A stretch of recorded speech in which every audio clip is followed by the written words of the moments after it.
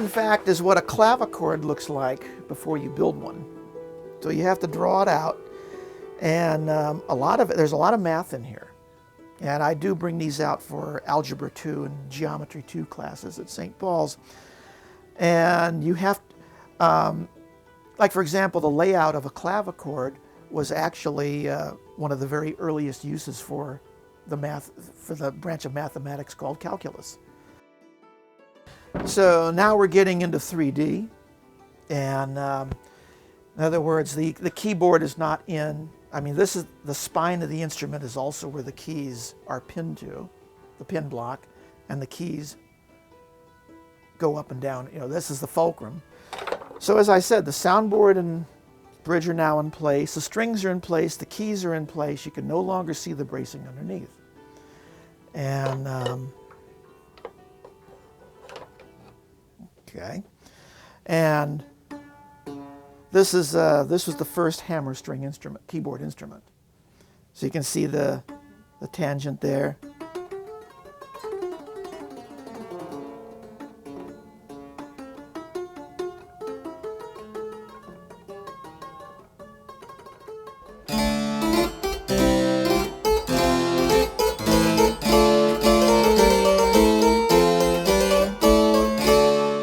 The word harpsichord comes from the Spanish arpicordia, which in turn came from the earlier Spanish arpa mecánica de la cordia. And it's basically a harp with a keyboard on it. The strings are plucked, they're not struck.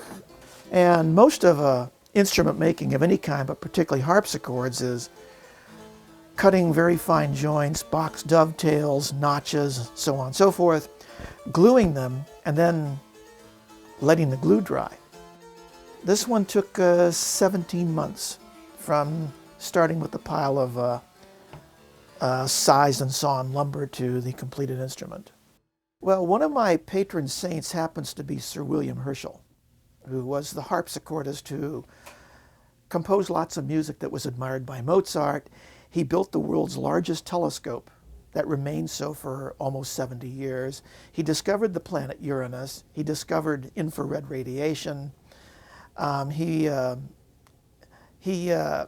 promoted his sister Caroline into being the first woman accepted as a professional astronomer, and the last one for a century. A man of very many accomplishments. Yes. Let's say there are a lot of similarities, and I didn't even look for them, down to being music, ministers of music, him Anglican and me Episcopal. So again, there are a lot of similarities, and I do reenact him frequently. Reenactment, or a proper reenactment, calls for every skill you've got and then some. Not only do you have to know the period you're in. In our case, it's the 1740s, give or take a couple decades. You have to dress for that period. You can appear at later period reenactments in your old clothes and be horribly conservative, but you cannot wear dress that's 30 years later to an earlier event. And you have to know the difference. You have to know the languages. You have to be properly accoutred. In other words, you can't have plastic in your tent. And you have to know the period.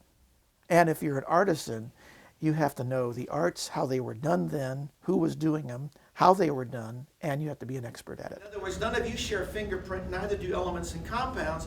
This is the chemical fingerprint for mercury, which is why these things are hazardous waste. But all the disciplines are related in some form or another. I am first and primarily an illustrator, and I'm damn proud of that. And so the illustration, medical, technical, draftsmanship.